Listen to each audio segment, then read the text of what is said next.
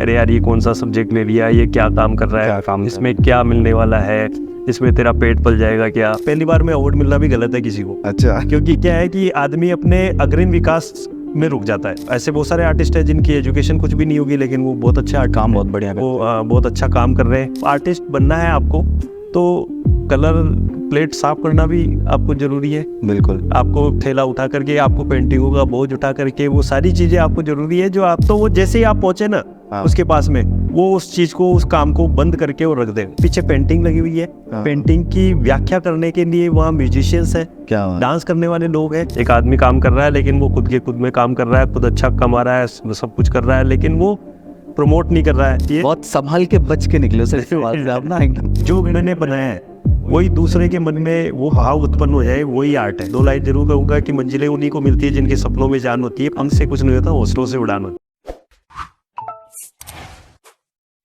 स्वागत है आपका दी आर्टिस्ट पॉडकास्ट में, powered by Oval art studio. मैं आपका होस्ट करणवीर। आज जिस कलाकार से हम आपको मिलवाने वाले हैं उनके लिए मुझे फैज़ अहमद फैज़ साहब का एक शेर याद आ रहा है कि उन्हीं के फैज़ से बाज़ार अक्ल रोशन है, उन्हीं के फैज़ से बाज़ार अक्ल रोशन है, जो गाह गाह जुनू इख्तियार करते हैं। किशनगढ़ अजमेर में मिनिएचर आर्ट, ट्रेडिशन आर्ट को आगे प्रसिद्ध करने वाले हमारे महेश कुमावत सर। कैसे हो सर आप? बिल्कुल बढ़िया हूँ। खम्मा कनी और स्वागत है आपका राजस्थान में जी। क्या बात है सर, बहुत अच्छा लग रहा है राजस्थान। हमें आते आते हमने देखी बहुत सारी चीज़ें, मज़ा आया। राजस्थान वैसे कहते हैं कि पावड़, जो मतलब पावड़े मतलब जिनको जो भी मेहमान आते हैं उनकी मेहमान नवाजी के लिए जाना जाता है। हाँ। और यहाँ का ट्रेडिशन और यहाँ का कल्चर, यहाँ सारी चीज़ें जो है आपको सब पूरे देश दुनिया में घूम लेंगे लेकिन सबसे अलग लगेगी। बिल्कुल सर। सर जैसे हमने बात करी मिनिएचर आर्ट की, तो आप इसके बारे में पूरा अच्छे से बताएंगे हमारे यूथ को कि क्या है ये फोक आर्ट से हम लोग दूर होते जा रहे हैं। मिनिएचर जो है बेसिकली मैं बताऊँ आपको कि ये एक अलग आर्ट फॉर्म है। और जब मिनिएचर की अगर स्कूल्स की बात करें हम, तो अलग अलग स्कूल्स रही है। चाहे मुगल शैली की बात कर ले, कांगड़ा की बात कर ले जो पहाड़ी शैली के अंतर्गत आती है, राजस्थानी शैली की बात कर ले या दक्षिण शैली की बात करने में, तो ये 4 पर्टिकुलर स्कूल्स हुए हैं जहाँ पर मिनिएचर का काम विशेष रूप से हुआ है। मैं राजस्थान की बात कर रहा हूँ कि राजस्थान में 4 विशेष रूप से स्कूल्स थे, शैलियाँ थी, जिसमें मेवाड़, मारवाड़, हाड़ौती और ढूंढाड़। तो मारवाड़ का जो एरिया है उसके अंदर किशनगढ़ आता है। तो मारवाड़ के जो राज परिवार के जो लोग थे वो वहाँ से, किशन सिंह, महाराजा किशन सिंह थे, वो वहाँ से किशनगढ़ आए और वो मुगल परिवार के घनिष्ठ थे, यानी उनके प्रिय थे। तो वो पहले तो उन्हें करौली का जो है शासक बनाया गया, लेकिन बाद में वो जब किशनगढ़ जो है वहाँ के राव दूदा को हरा करके और उन्होंने किशनगढ़ की स्थापना करी जी। और किशनगढ़ की स्थापना करने के पश्चात वहाँ पर जो है किशनगढ़ शैली शुरू हुई। तो जैसे कांगड़ा की प्रसिद्धि है कि वहाँ पर जो है महिलाओं के चित्रण को बहुत ही जो है अच्छे से बनाया गया। मातृत्व भाव मान लो या उसमें जो है वात्सल्य भाव मान लो, तो सभी प्रकार का जो भाव है वो किशनगढ़ में, राजस्थानी शैली में किशनगढ़ में दिखाई देता है। अरे वाह। तो किशनगढ़ का जो है ये विशेष रूप से है। तो किशनगढ़ का आप आर्ट फॉर्म देखेंगे, अगर किशनगढ़ शैली देखेंगे तो यहाँ पर जो है आँख, नाक, कान वगैरह जो बनाए गए वो और किसी शैली से कंपेयर नहीं करने के लिए वो सबसे अलग है। आप देखते ही पहचान जाओगे उसको जी। तो सर आप मिनिएचर आर्ट को कब से लेकर चल रहे हो? मिनिएचर आर्ट को मैं बताऊं कि बचपन से मेरे फादर जो है वो भी ट्रेडिशनल आर्टिस्ट, लगभग 40-45 साल उनको वो काम करते हुए। क्या बात। और बचपन से एक आर्थिक रूप से थोड़े कमज़ोर होने की वजह से उन्होंने ये देखा कि यार मुझे पेंटिंग का काम थोड़ा हाथ अच्छा था, तो उन्होंने शुरू किया।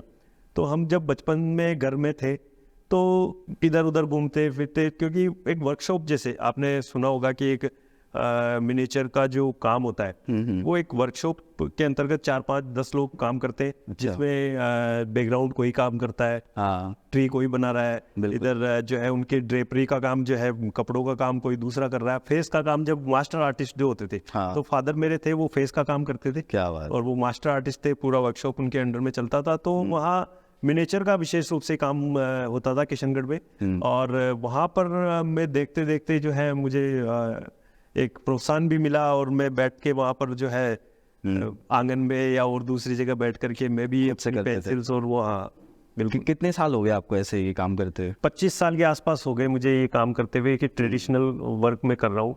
हाँ। प्रोफेशनली बाय प्रोफेशनल जो है 10-12 साल 15 साल लगभग मेरे को काम हो गया। लेकिन ये है कि ट्रेडिशनल काम जैसे घर का जो काम होता था जैसे, जी। तो जैसे उनके वर्क होते थे, तो जब कुछ काम करना होता तो कलर भरना जिसको फिलिंग कहते हैं। अच्छा, अच्छा। हाँ, तो वो ट्रेडिशनल करते थे। पेंटिंग में हाँ। फिलिंग कहते हैं। तो वो फिलिंग यानी कलर भरने वाला काम जो है बिल्कुल बेसिक्स जो होते थे, कलर घोटने का काम है। तो वहाँ से शुरुआत करी। वहाँ से शुरुआत, जैसे कलर सूख गया हाँ। तो अब उसको क्या करना है, पानी डाल के घोटना है। तो दोबारा। वो जो है सबसे छोटा में ही होता था, भाई ये ले तू काम करेगा ना, ले बेटे ये काम कर। तो बैठे उसको घोटते रहो। हाँ। कलर को घोटना जो है यानी उसको मिक्स करना अच्छे से है।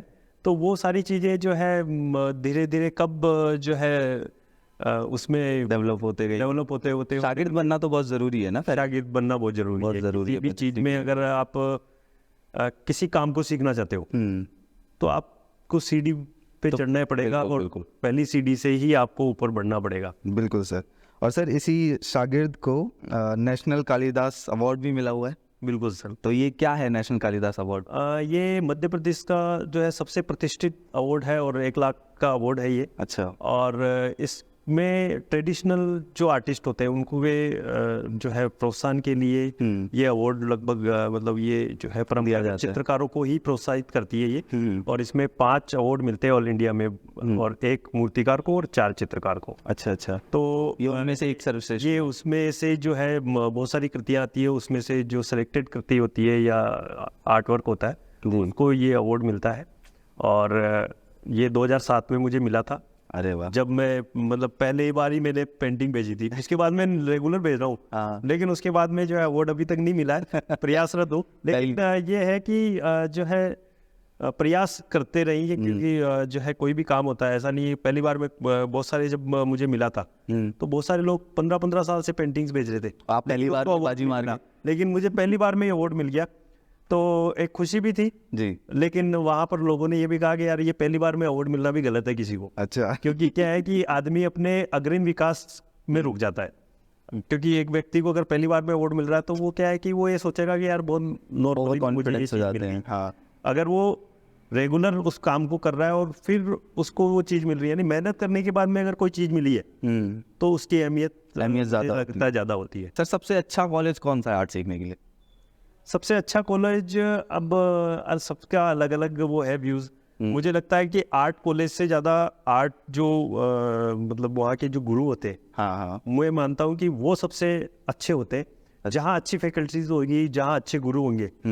अब मैं ये नहीं कहता कि कोई डिग्री लेकर के और आर्ट कॉलेज में अगर प्रोफेसर्स बन गए या कोई वहाँ पर बैठा है, हाँ। हम सीट को नहीं पूछ रहे, हम ये पूछ रहे हैं कि जिसमें टैलेंट है। फिर भी बच्चों के लिए बताओ ना कि कौन से कॉलेज में जाना चाहिए। ज़रूरी है कि इसमें तो जाओगे तो आपका कल्याण हो ही जाएगा। ऐसे में तो जे स्कूल ऑफ आर्ट है या बड़ौदा है, अलग अलग जो जैसे कोई रियलिस्टिक का वर्क कर रहा है या और दूसरे काम कर रहे हैं तो उनके लिए जैसे जे स्कूल ऑफ आर्ट के बारे में बोला जाता है कि यहाँ इस तरीके के काम हो सकते हैं। कोई क्रिएटिव या थोड़ा सा जो है अलग तरीके का काम तो बड़ौदा के लिए उनको सजेस्ट किया जाता है कि ये इस तरीके का काम यहाँ होता है, तो वहाँ पे जा सकते हैं। वहाँ पर है तो शांति निकेतन है, तो वहाँ भी लोग जाते हैं, वहाँ भी काम कर रहे हैं। तो सारे आर्ट कॉलेज जो जिनमें अच्छे फैकल्टीज है, नाम उन्हीं का हुआ है कि जिनमें एक गुरु शिष्य परंपरा बढ़ी है। जिन गुरुओं ने अपने शिष्यों को अपने साथ रख करके और काम किया है, वहीं पर जाकर के जो है एक अच्छा आर्ट या जो माहौल जो बोलते हैं हम लोग मिलता है। एटमॉस्फेयर जो है वो तभी डेवलप होता है जब वहाँ के गुरु अच्छे हैं। अगर मान लो आज हम जे स्कूल ऑफ आर्ट का नाम ले रहे हैं, कई बार होता है कि भी जैसे जे स्कूल ऑफ आर्ट है, अब वहाँ फैकल्टीज धीरे धीरे हो सकता है कि खराब होती जाए, अच्छी नहीं हो, समय के अनुसार चेंज होती रहे या और दूसरी जगह। लेकिन सर प्राइवेट और गवर्नमेंट में कंपटीशन भी तो हो रहा है कि आजकल कौन सा बेहतर है, बच्चों को कहाँ जाना चाहिए, प्राइवेट में सीखना चाहिए या गवर्नमेंट में सीखना चाहिए? जो अच्छे इंस्टीट्यूट है जहाँ बच्चे मतलब जहाँ अच्छी फैकल्टीज है, फैकल्टीज पर बहुत सारे ऐसे लोग भी हैं जो सोशल मीडिया पर जो है वो बहुत अच्छा बच्चों को, जैसे स्केचिंग के बारे में, हाँ, जैसे हमारे भाई है कृष्ण कुंडारा जी, ठीक है, तो वो बच्चों को आजकल जो है नई चीज, पहले बच्चे स्केचिंग नहीं करते थे जी, वो कह रहे हैं कि रैपिड स्केच करो, रैपिड से एडवांस में जाओगे। बिल्कुल। तो धीरे धीरे जो चीज़ें आ रही है अब जब बच्चा पेंसिल ही नहीं चला रहा है, वो चाहता है कि मैं छत पे जाके पहले बैठ जाऊं, तो सीढ़ी से चलनी पड़ेगी, किसी को तो नींव बनना ही पड़ेगा। अगर बिल्डिंग बनेगी तो नींव तो किसी को बनना ही पड़ेगा। अगर गुरु नींव बन रहा है तो वो उस गुरु स्टूडेंट्स के लिए या बच्चों के लिए वो बिल्डिंग वो बना सकता होगा, या वो मीनार जो है वो नींव के ऊपर खड़ी है, तो नींव जहाँ अच्छी होगी या गुरु जहाँ अच्छा होगा वहाँ पे सब सिखाएगा, बढ़िया होगा। तो वो मेरे हिसाब से ज़्यादा अच्छा रहेगा। किसी आर्ट कॉलेज को लेकर के मैं ज़्यादा वो नहीं करता, लेकिन मैं गुरु को लेकर के जहाँ जिसको सीखने के लिए मिल जाए वहाँ पे जाइए। वहाँ जाइए। हर एक व्यक्ति में गुण होते हैं, लेकिन देता कौन है, सही। देने की भावना जिसमें होती है वो सबसे अच्छी चीज़ मानता हूँ। लेकिन आर्ट इतना एक्सपेंसिव सब्जेक्ट है कि जब बच्चों का गवर्नमेंट कॉलेजेस में एडमिशन नहीं होता तो वो मायूस हो जाते हैं। वो ऐसा सोचते हैं कि प्लान बी रखना चाहिए हमें। तो क्या प्लान बी रखना ज़रूरी है? सही चीज़ है ये? प्लान बी का अगर ये मेरा मानना ये है कि अगर किसी में भूख है, हाँ किसी व्यक्ति में भूख है जी, तो वो अपनी आवश्यकता के हिसाब से कोई ना कोई ढूंढ ही लेगा। बिल्कुल। तो आर्ट में भी यही चीज़ है। अगर कोई एक फॉर्मेलिटी के हिसाब से अगर वो चाह रहा है कि यार मुझे आर्ट कॉलेज में लेना है, या एटमॉस्फेयर देख के, या जो है आर्ट कॉलेज पे एटमॉस्फेयर देख के अगर वो वहाँ जा रहा है और उसको अगर वो एडमिशन नहीं मिला तो वो मायूस हो जाता है कि भाई नहीं मिल रहा मुझे। लेकिन जिसमें भूख है, जिसमें काम करने की इच्छा शक्ति है, तो वो मुझे लगता है कि वो अगर संघर्ष करेगा, मेहनत करेगा, और ऐसे बहुत सारे आर्टिस्ट हैं जिनकी एजुकेशन कुछ भी नहीं होगी लेकिन वो बहुत अच्छा काम बहुत बढ़िया वो बहुत अच्छा काम कर रहे हैं, एस्टेब्लिश्ड आर्टिस्ट है और ये पुराने आर्टिस्ट ऐसे हैं उनकी कोई विधिवत रूप से कोई शिक्षा दीक्षा नहीं हुई है। ठीक है। एस्टेब्लिश्ड होना क्या होता है आर्ट फील्ड में? लाइक एस्टेब्लिश्ड होना ये है कि भाई एक चित्रकार जो है वो ये मान लो कि वो एक अपने जो दायरा है अपना जो वो है, एक प्लेन होता है ना, जो प्लेन होता है ना, तो या कोई भी व्यक्ति होता है तो प्लेन की जैसी स्थिति में हर एक व्यक्ति को वही मानता हूँ कि एक एरिया होता है, जब तक प्लेन जो उड़ता है ना तब तक बहुत टर्बुलेंस रहता है। हाँ बहुत संघर्ष करता है वो, जो है फड़फड़ाता भी है और दूसरी चीज़ें, लेकिन जब वो एक लेयर में पहुंच जाता है, ठीक है, जिसको समताप मंडल जैसे हम साइंस में बोलते हैं, वहाँ जाने के बाद में वो बिल्कुल साइलेंट, पता ही नहीं लगता आपको कि वो चल रहा है कि नहीं चल रहा है। वही एक आम व्यक्ति की स्थिति है, एक आर्टिस्ट की भी स्थिति है कि जब वो काम करना शुरू करता है ना तब बहुत सारे संघर्ष आते हैं, बहुत सोशल जो है, सामाजिक जो है, वो भी लोग बोलेंगे अरे यार ये कौन सा सब्जेक्ट ले लिया, ये क्या काम कर रहा है, इसमें क्या मिलने वाला है, इसमें तेरा पेट पल जाएगा क्या। जब आर्टिस्ट काम करता है, क्योंकि नाम कमाना मुश्किल नहीं है, लेकिन मेहनत जब करेगा आदमी तभी वो काम हो सकता है, तभी हो सकता है। और जब काम करते करते करते करते जब अच्छा काम करने लगेगा, ऐसा नहीं है कि आदमी काम करना शुरू किया और वो बहुत अच्छा काम कर देगा जी। जब वो काम करेगा, धीरे धीरे काम करेगा। आज अगर कोई पेंटिंग उसकी है तो कई बार ऐसा होता है ना कि आदमी सोच रहा है कि यार ये मैंने बहुत अच्छा काम किया लेकिन मेरा सेल नहीं हो रहा है, तो सेल इसलिए नहीं हो रहा है कि उसका नाम नहीं है। लेकिन जब वो काम करेगा, लोगों के नज़रों में वो आएगा, बार बार काम अच्छा करेगा तो नज़रों में आएगा, नजरों में आएगा। जब नज़रों में आएगा तो फिर उसकी वैल्यू बढ़ेगी, सही बात। और काम जब अप्रिशिएट करेंगे लोग तो खरीदेंगे भी। खरीदेंगे। तो स्टेबल तभी होगा आर्टिस्ट जब उसका काम बिकने लगेगा। मतलब पैसों से देखी जा रही है यहाँ पे स्टेबिलिटी? स्टेबिलिटी पैसों से इसलिए देखी जा रही है कि आज का जो समाज है, जी, समाज में भाई आर्टिस्ट है तो उसका पेट भी है, जरूरी है। तो स्टेबल होना तो उसी को कहेंगे हम कि भाई एक आर्टिस्ट है तो वो अपना सरवाइव जो कर रहा है एक समाज में, एक अपनी जो है इमेज है या अपना जो दायरा है उसको थोड़ा सा बढ़ा करके लोगों के सामने ये स्थापित कर दे कि एक आर्ट जो सब्जेक्ट है उसमें हम भूखे नहीं मरेंगे, हम अच्छा से काम कर रहे हैं, हम एक समाज में अपना नाम कर रहे हैं, और दूसरे जो सब्जेक्ट्स है उनसे हम अच्छा काम कर सकते हैं और अच्छी अपनी वैल्यू बना सकते हैं, चाहे सोशल हो, चाहे पॉलिटिकल हो, चाहे और दूसरी चीज़ हो।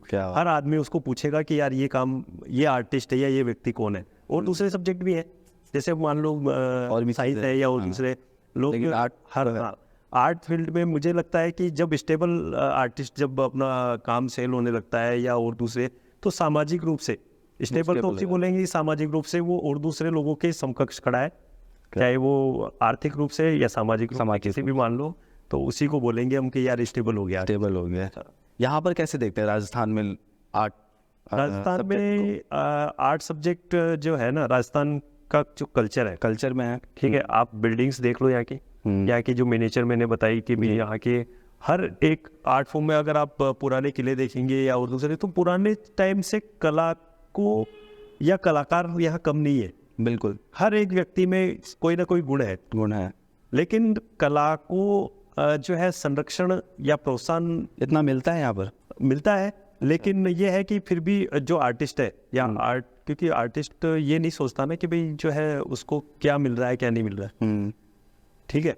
वो आर्टिस्ट जो है वो अपना काम जब करता है ना, करते करते करते करते जब वो कोई काम करेगा तो वो ये नहीं बोलेगा कि यार मुझे इस पेंटिंग में अवार्ड मिले। वो काम करेगा, वो सबमिट करेगा, उसको पैसों का वो नहीं रहेगा, सही कहता वो। लेकिन एक संरक्षण की आवश्यकता मैं मानता हूँ कि आर्टिस्ट को होनी चाहिए। अगर जैसे मान लो पुराने जमाने में हम देखें, ठीक है, राज परिवारों का आरक्षण था, उनका संरक्षण था, संरक्षण था, ठीक है। वो संरक्षण था, इसलिए कलाकार उस समय बहुत अच्छे से अपना जीवन भी जीते थे और बहुत अच्छा काम करते थे। बिल्कुल ठीक है, आज भी जैसे सरकार है या और दूसरे गवर्नमेंट बॉडी वगैरह, तो वो एक संरक्षण दे आर्टिस्टों को, चाहे वो जॉब दे, ठीक है, जॉब, हाँ, ऐसा एटमॉस्फेयर डेवलप करे जहाँ कलाकार अपना काम कर सके, जहाँ एक मार्केट दे उनको, जब कलाकार वहाँ पर कुछ भी एग्जीबिशंस लगा सके, पेंटिंग को सेल कर सके। तो ऐसा कुछ गवर्नमेंट के द्वारा, क्योंकि अभी तो जागरूकता नहीं है, शायद जागरूकता आ रही है धीरे धीरे लोगों में, हाँ। लेकिन मुझे लगता है कि जैसे क्योंकि आर्ट का बीच में ऐसा समय आया था कि भाई आर्ट को थोड़ा सा कम लोग समझते थे, लेकिन मुझे लगता है कि अब धीरे धीरे ऐसा लोगों में जागरूकता आ रही है। लोग बहुत पेंटिंग लगाना पसंद करते हैं कि भाई अपने घर में पेंटिंग होनी चाहिए। सही बात है। तो ये चीज़ें जो है संरक्षण में होना बहुत जरूरी है आर्ट। जब ये चीज़ आएगी तो अपने आप ही आर्टिस्टों को भी मदद मिलती रहेगी। बिल्कुल बिल्कुल। आपने सर किस उम्र में आर्ट से पैसा कमाना शुरू किया था? पैसे कमाने का तो ये है कि भाई मैंने कभी ये सोचा नहीं कि भाई कब पैसा मिलेगा, लेकिन ज़रूरी तो था ना। हाँ जरूरी था, लेकिन जब मैंने काम करना शुरू किया जी, तो मैं क्या करता था, जैसे मैंने बताया कि घर में पेंटिंग वगैरह होती थी, तो मैं किसी की जो बॉर्डर वगैरह, क्योंकि ट्रेडिशनल पेंटिंग्स होती है, तो उसमें जैसे किसी की पेंटिंग में कलर पोत दिया, किसी के जो है बैकग्राउंड्स वगैरह में कुछ काम कर दिया, तो वो जब काम करता था तो उनके जब उनको पेमेंट मिलती थी, तो वो मुझे जो है थोड़ा बहुत जो है 100-150 रुपए वो मुझे ऐसे दे देते थे कि आप बस। हाँ, तो उसमें उस समय वो भी बहुत थे। अच्छा। यार हो गया अपना तो महीने भर का जो है जुगाड़ हो गया, अपन कुछ भी खा लेंगे पी लेंगे जो भी है। तो लेकिन ये है कि सीखना हुआ उससे। आज ब्रश चलाते हैं, वो बैकग्राउंड, वो जो ट्रेडिशनल पेंटिंग आपको देखेंगे बहुत बारीक काम होता है ठीक उसके है। अंदर, बिल्कुल। तो वो जो बैकग्राउंड बनाना है या वो, क्योंकि जब छोटी छोटी चीजें, एक राम किंकर बेज ने कहा है कि मैं जब मूर्तियां बनाता हूँ तो मैं खुद ही तार कसता हूँ, मैं खुद ही काम करता हूँ जी। तो वही वाली चीज़ है कि जब आर्टिस्ट बनना है आपको, तो कलर प्लेट साफ करना भी आपको जरूरी है। बिल्कुल। आपको थैला उठा करके, आपको पेंटिंगों का बोझ उठा करके, वो सारी चीज़ें आपको जरूरी है जो आप जो है आपको आर्टिस्ट बनाएगी आकर के। सही बात। अगर आप सीधा चाहते हो कि यार मैं तो ऐसी गाड़ी में बैठ करके और मैं सारा सब कुछ कर लूँ, तो वो पॉसिबल नहीं है, उसको तपना पड़ेगा, तो तप करके ही सोना बनेगा। तो वो वाली बात है कि भाई अपने आप हाँ, तो पैसा तो जब मिलेगा तब काम करते रहेंगे। सही बात है। जो ट्रेडिशनल आर्ट है उसके ऊपर आजकल की जो आर्ट है वो हावी बढ़ती जा रही है, इस पे क्या विचार है आपके? ट्रेडिशनल आर्ट जो है, हाँ, उस पे हावी तो नहीं बोल सकते, लेकिन ये है कि धीरे धीरे लोग कम हो रहे हैं, लोगों ने छोड़ेगा छोड़ने हाँ। वो है, लेकिन ये नहीं कह सकते कि भी हावी हो रही है। अच्छा। आज बहुत सारे आर्टिस्ट हैं या बहुत सारे आर्ट फॉर्म्स जो है वो ट्रेडिशनल पेंटिंग्स को लेकर ही चल रहे हैं। अच्छा। ठीक है, आज जो हम इमेजिनेशन की बात करते हैं, तो वो ट्रेडिशनल आर्ट में जितनी इमेजिनेशन स्ट्रांगली अगर कंपोजिशन में सेट की जा सकती है, मुझे नहीं लगता कि आज के कंटेम्प्रेरी उसमें वो कर सकते हैं। लेकिन मैं पहले भी कह रहा था कि भाई गुरु जो होते हैं, एक आर्टिस्ट जो होता है या गुरु जो होता है, और उसको बच्चों को देना चाहिए। जब वो देगा तो भाई, जब वो खाद डालेगा तभी तो और वो ग्रोथ होगी। सही बात है हाँ। तो वो रूट्स तभी डेवलप होंगे, तब गुरु उसको देगा। तो ट्रेडिशनल आर्टिस्ट एक ये होता है ट्रेडिशनल आर्टिस्टों का, कि अगर आप मिलने गए एक ट्रेडिशनल आर्टिस्ट से, और अगर उनको लग रहा है कि यार ये भी ट्रेडिशनल काम करता है, तो वो जैसे ही आप पहुंचे ना उसके पास में, वो उस चीज को, उस काम को बंद करके वो रख देगा। है क्यों? ये एक वो है ट्रेडिशनल आर्टिस्टों की एक मतलब जीन्स में मान लो या उनके ब्लड में ये चीज आ गई है। जैसे भी क्यों छुपाना ये चाहता है कि मैं मेरा काम जो है, मेरी जो स्किल है वो दूसरों को न दूं, तो वो ये दूसरों तक नहीं पहुंचाने का जो है ना, अरे क्योंकि जब तक संपर्क नहीं होगा ना, गुरु शिष्य परंपरा नहीं होगी, तो वो चीज़ें तो ट्रेडिशनल आर्टिस्ट जो है आर्ट के साथ भी यही है दिक्कत है। कि धीरे धीरे ये चीज़ कम होती जा रही है, सिकुड़ती जा रही है। और दूसरा ये है कि सिलेबस के साथ में अगर थोड़ा जोड़ा जाए ट्रेडिशनल पेंटिंग्स को, कंपोजिशंस को, इनको, तो मेरे को लगता है कि धीरे धीरे ये चीज़ वापस डेवलप हो सकती डेवलप हो रही है, क्योंकि आजकल आर्ट के लिए नए नए मीडियम आ रहे हैं, काइनेटिक आर्ट, परफॉर्मेंस आर्ट, तो इन सब के थ्रू इन सब के तरफ ना लोगों का ज़्यादा रुझान होता जा रहा है। बिल्कुल। लोग इधर ज़्यादा इन्फ्लुएंस हो रहे हैं कि ये चीज़ें करते हैं, कुछ नया है। अगर आप देखो तो ट्रेडिशनल जो पेंटिंग्स है, जैसे कठपुतली है या फड़ है, ये सब ऑडियो विजुअल सिस्टम था पहले। अच्छा। हाँ, आप फड़ को देखेंगे तो वहाँ गाना बजाने वाले, ठीक है, कथावाचक जी। प्लस डांस करने वाले सारे लोग होते थे। तो वो ऑडियो विजुअल एक कॉन्सेप्ट था कि पीछे पेंटिंग लगी हुई है, पेंटिंग की व्याख्या करने के लिए वहाँ म्यूजिशियंस हैं, क्या बात। डांस करने वाले लोग हैं, वो उस पूरी स्टोरी को बताते थे। तो जो ट्रेडिशनल जो बैकग्राउंड है या जो चीज़ है, वो एक जड़ों में जमी हुई चीज़ें हैं। आप उनको उखाड़ नहीं सकते। उखाड़ नहीं सकते। ठीक है, पेड़ को ऊपर से काटा जा सकता है लेकिन उखाड़ा नहीं जा सकता। ठीक है, तो उसके लिए बहुत वो है। तो मुझे लगता है कि जब आगे तक लोगों तक जो है धीरे धीरे ये चीज़ें बढ़ेगी। हम यही कर रहे हैं कि हम किशनगढ़ की जो टेक्निक्स है, किशनगढ़ की जो शैली है, हाँ। उसको अपने बच्चों को दे रहे हैं, सिखा रहे हैं उनको, और वो भी आगे जाके उनमें काम करें और कंटेम्प्रेरी के साथ मतलब वो जोड़े उस चीज़ को। बिल्कुल। ये नहीं है कि ट्रेडिशन में पहले ऐसे तो होता था, ये होता था, कि हो सकता है समय के साथ चलना हाँ, पड़ेगा। जैसे बड़ी ठंडी है, हाँ। तो बड़ी ठंडी के साथ कुछ जो है फ्यूजन क्रिएट करें। कोई राजा रानी है, वो बैठे मोबाइल पे बात कर रहे हैं, हाँ। तो ये एक कुछ जो है कंटेम्प्रेरी के साथ जोड़ करके, समसामयिक विषयों के साथ जोड़ करके उसको चित्रित किया जा सकता है। बिल्कुल। तो एक नया जो है काम हो सकता है। आपने कठपुतली का जिक्र किया, तो राजस्थान में ये आर्ट तो बहुत पहले से चलती आ रही है, इसके बारे में बताइए थोड़ा आप। इसके बारे में मुझे ज़्यादा वो नहीं है, हाँ हाँ। लेकिन जैसे चित्तौड़ के पास में बस्सी जगह है, जी। तो वहाँ पर, और जयपुर जो है, यहाँ पर कठपुतलियों का जो है विशेष रूप से काम होता है। और ये एक मतलब परफॉर्मिंग आर्ट है। हाँ। लोग जो है राजस्थान में इसको स्टोरी से जोड़ करके, किसी कथा से जोड़ करके, और इसको परफॉर्म करते हैं, और बाकायदा डांस वगैरह और ये सारी चीज़ें उसमें जुड़ी होती है। आपके सर फेवरेट 3 आर्टिस्ट बताइए। किस परिप्रेक्ष्य में, कि वर्तमान वाले परिप्रेक्ष्य में? अभी जो है, जो अभी काम कर रहे हैं, जी, अभी इस टाइम पे काम कर रहे हैं, जिनको देखना चाहिए बच्चों को, उनसे सीखना चाहिए कुछ वैसे। देखो अभी जो फेवरेट आर्टिस्ट है, अलग अलग अगर मैं बात करूं, जैसे अलग अलग माध्यम में काम वाटर कलर आर्टिस्टों की बात करें मैं, जी। तो जैसे विजय विश्वाल जी है, प्रफुल्ल सावंत सर है, हाँ। उनका काम अच्छा लगता है मुझे देखने में। ठीक है, अगर हम बात करें ऑयल और उसमें, तो जो है प्रमोद कुर्लेकर है, उनका काम मुझे बहुत अच्छा लगता है देखने में। आर्ट इन्फ्लुएंसर के रूप में और कलाकारों को नीचे से बिल्कुल जो है एक स्ट्रॉन्ग, मतलब उनको सपोर्ट देने के लिए के बाई के जो है। अरे वाह। तो मतलब ऐसे अलग अलग अगर हम बात करें, एक परिप्रेक्ष्य में तो किसी चीज़ को बांध नहीं सकते। हाँ हाँ। तो मुझे लगता है कि हर एक मोर्चे पर, क्योंकि वो होता है ना, एक कोना होता है, चारों कोने पे एक एक आदमी का होना जरूरी है। सही बात है। तो वही है कि हर व्यक्ति का काम अच्छा है, और लेकिन वो है कि वो अपने काम को कितने लोगों तक पहुंचा पा रहा है। सही बात। एक आदमी काम कर रहा है, लेकिन वो खुद में काम कर रहा है, खुद अच्छा कमा रहा है, सब कुछ कर रहा है, लेकिन वो प्रमोट नहीं कर रहा है। कोई आ गया तो वो पता कैसे चलेगा? हाँ, उससे बात नहीं करना, अच्छे से स्वभाव और कला दोनों का मिलन होना जरूरी है। और कुछ ऐसे आर्टिस्ट का भी नाम बताइए जो आपको पसंद नहीं है। पसंद नहीं, इनका काम भी पसंद नहीं है, काम करने का तरीका, व्यवहार पसंद नहीं है, कि शायद इन चीज़ों पे सुधार हो जाए तो वो और अच्छा कर सकते हैं। मुझे नहीं, लगता आपने है observe कि किया। हर एक व्यक्ति में कुछ ना कुछ गुण होता है ना। जैसे एक मैंने एक वो सुनी है कहावत, जैसे हो जाए कि गंदा पानी भी होता है ना, कभी जब आग लगती है तो वो भी आग बुझा सकता है। अरे वाह। तो गुण तो की है ना उसमें, बिल्कुल है। तो हर एक व्यक्ति में कुछ ना कुछ गुण होता है। हाँ। और वो मुझे लगता है कि हर आर्टिस्ट में होता है।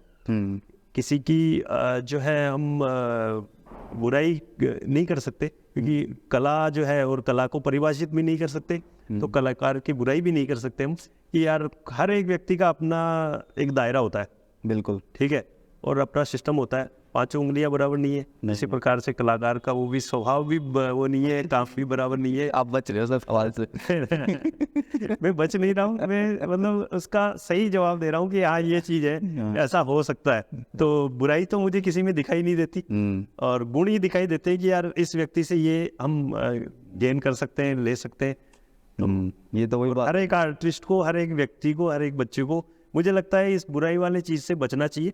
अगर आपको लग रहा है कि यार ये व्यक्ति उस तरीके का नहीं है, उस नेचर का, उस स्वभाव का नहीं है, तो हो सकता है कि जितना उससे ले सके उतना ठीक है। मधुमक्खी जो है जब फूल पे जाती है, उसका जितना उसको लेना होता है वो लेती है और शहद ले आती है। वो एक पूरा शहद जब बनता है तो मीठा होता है। तो मुझे लगता है कि हर एक आर्टिस्ट को जो है कहीं ना कहीं से थोड़ा थोड़ा कुछ कुछ लेना चाहिए। बहुत संभाल के बच के निकले सर इस सवाल से आप ना एकदम।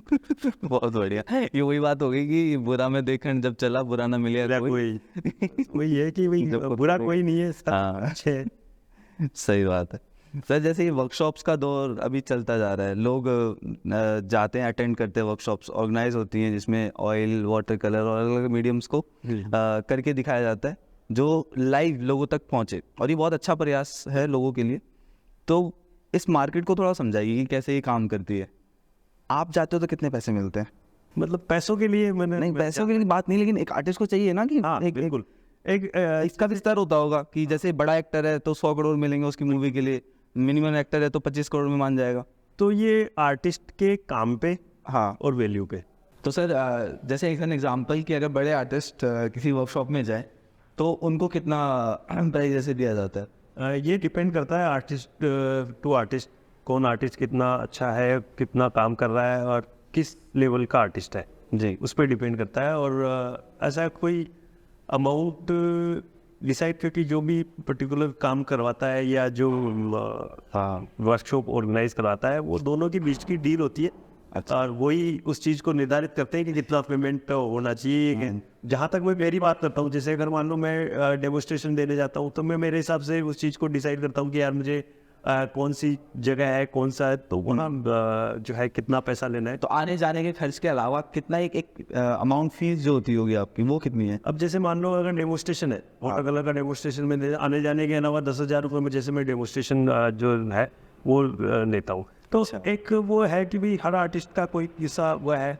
अभी जैसे आर्ट फेयर में एक मेरी पेंटिंग थी, वॉश की थी, इम्पीरियल शीट पे थी, और उस व्यक्ति ने मेरे से बहुत सारे काम खरीदे। यानी इस जो यहाँ पर अभी लास्ट का जो आर्ट फेयर हुआ, सबसे ज़्यादा सेलिंग आपके काम मतलब मेरी काम की। क्या बात। और वो एक ही व्यक्ति ने पूरा स्टोर मतलब लगभग खरीद लिए। अरे वाह। तो जो एक पेंटिंग थी उसको किसी को गिफ्ट करनी थी, तो उसने कहा कि यार ये पेंटिंग मुझे बहुत अच्छी लगी, और बाद में उसने मंगवाई वो पेंटिंग मेरे से। तो मैंने जो है, क्योंकि उन्होंने इतना काम लिया मेरा और एक व्यवहार उनसे मेंटेन हो गया, व्यवहार से भी कोई चीज़ होती है। बिल्कुल। तो वो पेंटिंग मैंने फिर उनको जो है 55,000 में दी। अरे वाह, फिर तो बढ़िया, मतलब आर्टिस्ट कमा लेते हैं। हाँ बढ़िया जो है, क्योंकि आर्टिस्ट जब कमाएगा तब उसकी वैल्यू निर्धारित हो जाएगी, लेवल आ जाएगा कि हाँ आर्टिस्ट अब काम कर रहा है, काम करते करते उसकी वैल्यू डिसाइड होगी। तो ये मीडियम पे के ऊपर भी होता है कि लाइक वाटर कलर है, फिर ऑयल और एक्सपेंसिव मीडियम हो गया, तो ऑयल का अगर आर्टिस्ट आएगा तो ज़्यादा पैसे लेगा? वही वाली बात है कि आप डिपेंड करता है कि वर्क कितना बड़ा है, हाँ, कितना टाइम टेकिंग है। अब आप चाहते हो कि यार 10,000 में एक बड़ा ऑयल का जो है लाइफ साइज में काम करवा लो, और ये तो पॉसिबल नहीं है। उसका टाइम भी देखा जाता है, आर्टिस्ट का वो देखा जाता है। तो मुझे लगता है कि ये वो है, और जैसे जैसे आदमी बढ़ेगा, काम करेगा। आप सर पैसे नहीं बता रहे हो बस कि कितने मिलते हैं। अभी मार्केट की क्या स्थिति है वो बता रहे हो। स्थिति हमारे अंदर भी मोटिवेशन आएगा ना कि हमें और मार्केट अच्छा है ना, अचीव करना है। मार्केट अच्छा है और अच्छा पैसा मिलता है। मैं ये चाहूँगा अच्छा पैसा मिलता है, जिससे एक रेस्पेक्टफुल जो है अगर बोले तो उसको एक अच्छा अमाउंट मिलता है। वो डिपेंड करता है ना कि भाई आप और मेरे बीच में कितनी क्या डील हो रही है। अच्छा, शक्ल देख के तिलक लगाने वाली बात अगर हम बात करूँ तो वही जो है, जैसा कस्टमर है या जैसा व्यक्ति है, जैसा एटमॉस्फेयर है, जैसा उसके साथ सिस्टम डेवलप हो रखा है, तो उस हिसाब से पेमेंट डिसाइड होता है। मुझे नहीं लगता, क्योंकि एक ये आर्ट है। हाँ, ये जब आर्टिस्ट काम करने जाएगा तो ये नहीं सोचेगा कि यार मैं वहाँ जा रहा हूँ तो मुझे आउटडोर भी करना है, या मुझे वहाँ स्टूडियो में काम करना है, या मुझे क्या काम करना है। तो वो आएगा, वो देखेगा, वो आपकी जो है पूरी जो है वहाँ पे एटमॉस्फेयर है, आपके साथ में आप कैसा व्यवहार कर रहे हो, सही बात है। वो सारी चीज़ें डिपेंड करती है। मुझे लगता है हो सकता है आर्टिस्ट को आपका बहुत अच्छा व्यवहार लगा, आपकी जो है मेहमान नवाजी बहुत अच्छी लगी, वो जाते जाते आपको बहुत बड़ा काम दिया, आपको जो है ऐसे काम देके और आपको गिफ्ट कर जाएगा। सही बात। वो आर्टिस्ट के मन जो है ना, मन वो बहुत सॉफ्ट आर्टिस्ट होता है, बहुत जो है वो बहुत अच्छे से है ना, आराम से वो उस चीज़ को, मतलब ऐसा नहीं सोचता कि यार मुझे पैसा कमाना है। अगर उसका दिल जीत लिया अपने, आर्टिस्ट बहुत साधारण होते हैं, और जब उनका दिल जीत लोगे तो मुझे नहीं लगता वो फ्री में भी आके आपको डेमोस्ट्रेशन देके चले जाएंगे। क्या बात। बहुत अच्छा लगा सर ये सब बातें करके। हमारे पास यहाँ पे कुछ आर्ट लवर्स आए हुए हैं जिनके अब कुछ सवाल लेंगे, फिर इसको ख़त्म करते हैं। बिल्कुल, तो इनके सवाल लेते हैं। हेलो, नमस्ते। हेलो, हाय। सबसे पहले मुझे बहुत अच्छा लग रहा है आज कि मैं दिव्येश भाई के स्टूडियो में बैठी हूँ, और मुझे सबसे पहले ये क्वेश्चन पूछना है कि जैसे बेसिकली मैं पंजाब से हूँ, और वहाँ से बहुत सारे ऐसे मेरे भी नॉन स्टूडेंट हैं जो मान लीजिए मेरे से छोटे हैं, जूनियर्स हैं। उनका क्वेश्चन रहता है कि हमारे स्टेट में आर्ट की मतलब बहुत ज़्यादा नहीं है, जिसका कॉन्सेप्ट है ना कि बहुत ज़्यादा फेमस नहीं है। तो क्या ऐसा कोई सर आपके पास सोल्यूशन है कि वहाँ पर आर्ट को कैसे हम प्रमोट कर सके? और वहाँ पर जो बच्चे हैं मोस्टली वो अभी रिसेंटली कई बच्चे आए थे, कुछ फेयर हुआ था अपने राजस्थान में, वहाँ पर वो आए और वो चाहते हैं कि हम लोग राजस्थान यूनिवर्सिटी में एडमिशन लें। नेक्स्ट सेशन जो हमारा रहेगा BFA फाइनल ईयर बोल लीजिए ना, तो वो चाहते हैं। बट मैं चाहती हूँ कि उनको वहाँ पर वो फैसिलिटी मिल जाए जो कि उनको, नो डाउट बहुत अच्छा है राजस्थान में कल्चर है, जो आर्ट कल्चर है बहुत अच्छा है, क्योंकि मैं 18 ईयर से यहाँ रह रही हूँ। तो मेरा ये क्वेश्चन है कि वहाँ रहकर इसको कैसे प्रमोट कर सकते हैं हम लोग आर्ट को, हमारे को? मुझे लगता है कि जो मातृभाषा, जैसे मातृभाषा बोलते हैं, या हर एक जगह की एक लोक कला होती है जी, है ना, तो वो जब लोक कलाओं के माध्यम से, क्योंकि लोक कला ऐसा नहीं होगी कहीं परंपरागत रूप से या कहीं एकेडमिक रूप से जो है वो दी जाती है। गीत है तो भी वो लोग, जैसे आज पंजाबी सिंगर जी, है ना, आपको बताइए वो कितना, वो पूरा जो है वर्ल्ड पे राज कर रहा है। बिल्कुल। तो जो लोकल चीजें है ना, लोकल जो चीजें हैं, जो जड़े जो है ना, जी, जो फोक आर्ट है, वहाँ की जो लोकल कलाएं हैं, उनको मुझे लगता है कि वहाँ के जो लोग हैं उनके कंधों पे ये जिम्मेदारी है कि वो बच्चों को वो चीज़ दे, बचपन से वो चीज़ सिखाए, ताकि वो चीज़ उनके ब्लड में धीरे धीरे आने लगे। क्योंकि ऐसा नहीं हो सकता कि हम आज किसी चीज़ को इंजेक्शन लगा के और उसको बिल्कुल डेवलप कर दें, ऐसा नहीं हो सकता। धीरे धीरे ये चीज़ें शुरू होगी। राजस्थान का जहाँ आप बात कर रहे हैं, राजस्थान शुरू से ही रिच रहा है अपने उसमें, तो ऐसा नहीं है कि सब स्टेट, जितने भी स्टेट है, हर जगह की कोई ना कोई लोक कला रही है। तो उसी चीज़ को जोड़ करके और उस चीज़ को जो है वहाँ के जो आर्ट कलाकार हैं, जो वहाँ के शिक्षक हैं, जो आर्ट, क्योंकि हर जगह है शिक्षक, तो ठीक है, वो उस चीज़ को जो है घर से भी वो चीज़ मिले, और एक शैक्षणिक जो है इंस्टीट्यूट, वहाँ भी वो चीज़ मिले। तो उस चीज़ को दोनों का जब कॉम्बिनेशन होगा तो मुझे लगता है कि वहाँ भी ये चीज़ डेवलप हो जाएगी। और बच्चे जो है वो, कोई ऐसा नहीं होता कि हर एक चीज़, हर बच्चे में उतना ही दिमाग होता है, उतना ही स्किल्स होता है, उतनी ही सारी चीज़ें होती है, लेकिन वो है कि आप उनको कैसा मोल्ड दे रहे हो, बस वो मोल्ड जैसा दोगे वैसी ही वो चीज़ बन जाएगी। तो वहाँ जो है उस आर्ट को जो है वैसे ही डेवलप करना पड़ेगा। मेरा एक छोटा सा और क्वेश्चन है, रिक्वेस्ट है आपसे कि कुछ ऐसा कीजिए ना कि पंजाब जाके जो आर्ट लवर है बिल्कुल, और उसको आप मोटिवेट कीजिए, कुछ वर्कशॉप लीजिए पर्सनली जाके। ये मेरी रिक्वेस्ट है, क्योंकि मैं उस स्टेज से बिलोंग करती हूँ। वो आपको सुने और मोटिवेट हो कि इसमें आगे और हमारा फ्यूचर क्या है और हमें क्या करना है। तो ये मैं आपसे रिक्वेस्ट ही है कि प्लीज़ वहाँ एक विजिट जरूर कीजिएगा। बिल्कुल, अगर मौका मिलेगा तो मैं जाना पसंद करूंगा, और मैं गया हुआ भी हूँ। और मैंने वाटर कलर स्टार्ट इसीलिए किया कि वहाँ के लोगों से, वहाँ के जो स्पोर्ट है वहाँ से, उससे कनेक्ट हो और मैं वहाँ काम करूँ। तो ट्रेडिशनल के साथ वाटर कलर इसीलिए किया है कि जब मौका मिलेगा तो पंजाब जाएंगे, लोगों से जुड़ेंगे, वहाँ बच्चों से बात करेंगे और उनको मोटिवेट करेंगे। जी जी, thank you so much. Sir, तो मेरा क्वेश्चन ये है कि आपके पेरेंट्स सब लोग मिनिएचर में थे, पर एज बिगनर आर्टिस्ट हमारे को इतना है पता नहीं लगता कि मिनिएचर में कैसे आगे करना है, क्या करना है। इवन तो बिगनर्स के हम लोग कैसे कर सकते हैं मिनिएचर का आगे? सबसे महत्वपूर्ण चीज़ जो मिनिएचर पेंटिंग में या जो वो होती है, वो ये होता है कि स्केचिंग।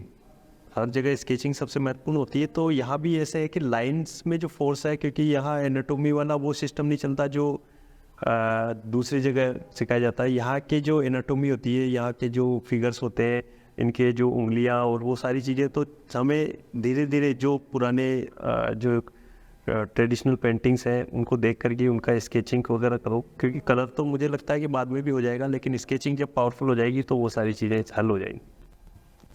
सर स्टूडेंट लाइफ में हम फेस करते हैं प्रॉब्लम कि बड़े हम लोग इम्पेशेंट हो रहे हैं सर, तो ठहराव बड़ा ज़रूरी है।